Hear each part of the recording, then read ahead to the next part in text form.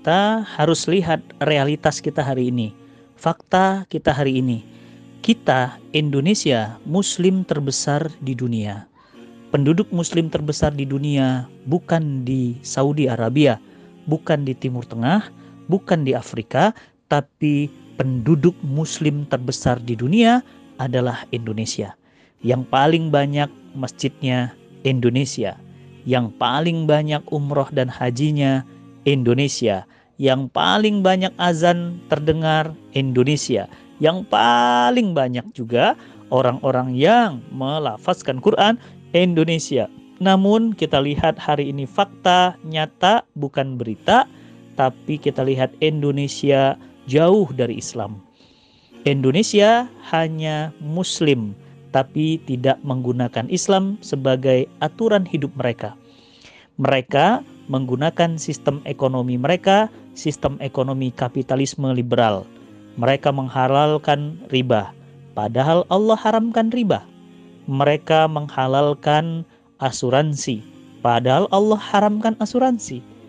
Allah haramkan judi, mereka legalkan perjudian. Allah haramkan prostitusi, mereka legalkan prostitusi. Perzinahan merebak di mana-mana. Allah larang LGBT, mereka bolehkan LGBT, bahkan merupakan hak asasi manusia. Allah larang mengambil milik umum untuk menjadi milik individu, aset-aset yang luas, tapi mereka legalkan kepemilikan umum menjadi milik individu. Sehingga yang kaya menjadi sangat kaya, yang miskin menjadi menderita dan amat miskin. Mereka Allah haramkan untuk tidak menjadikan kedaulatan di tangan rakyat, tetapi kedaulatan di tangan Allah. Mereka menjadikan kedaulatan di tangan rakyat dan dijalankan oleh wakil-wakil rakyat.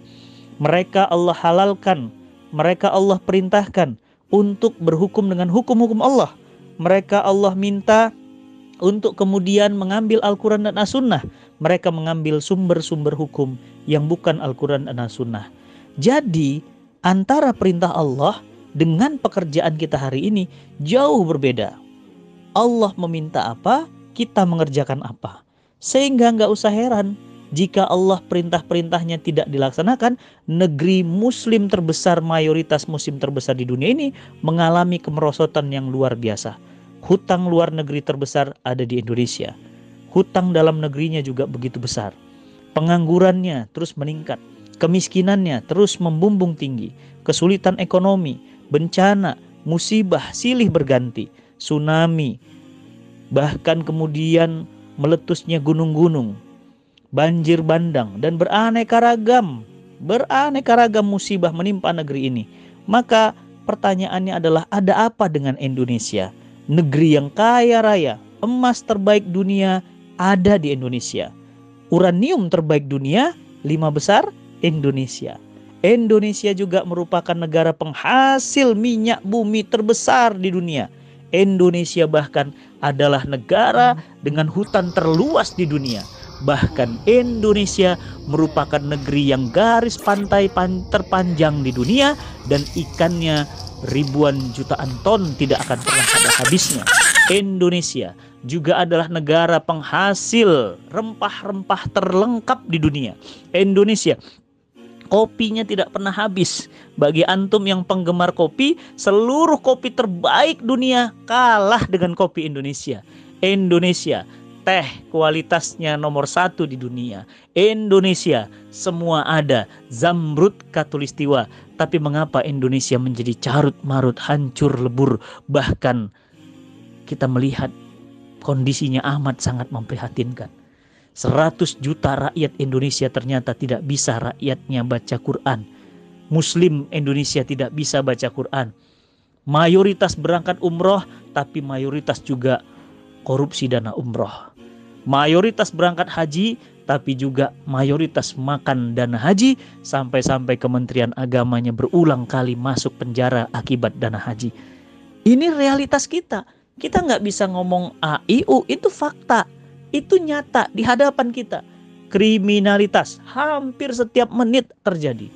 Pembunuhan, pemerkosaan plus pembunuhan, ya, pelecehan seksual, terjadinya penjualan anak, terjadinya mutilasi manusia, ada semua di Indonesia. Pertanyaannya adalah, ada apa dengan muslim terbesar di dunia? Bukankah Allah Subhanahu wa taala berfirman di Quran surat Ali Imran ya ayat 110, Allah Subhanahu wa taala berfirman, kuntum khaira ummah ukhrijat linnas ta'muruna bil ma'ruf wa tanhauna 'anil munkar wa tu'minuna billah. Kalian itu umat terbaik. Umat Islam itu umat terbaik. Anehnya, umat Islam ini umat terbaik, Allah katakan terbaik, tapi faktanya umat Islam hari ini miskin, tertinggal, tidak bisa mengatur dunia, bahkan mengatur dirinya saja susah. Ya, korupsi paling tinggi di dunia, bahkan negeri-negeri muslim cenderung tertinggal dan menjadi follower. Bahkan negeri-negeri muslim di dunia banyak yang dijajah. Ada apa dengan Indonesia? Ini yang menjadi pembahasan kita dan menarik untuk kita bahas, untuk kita berikan ada apa solusinya untuk Indonesia.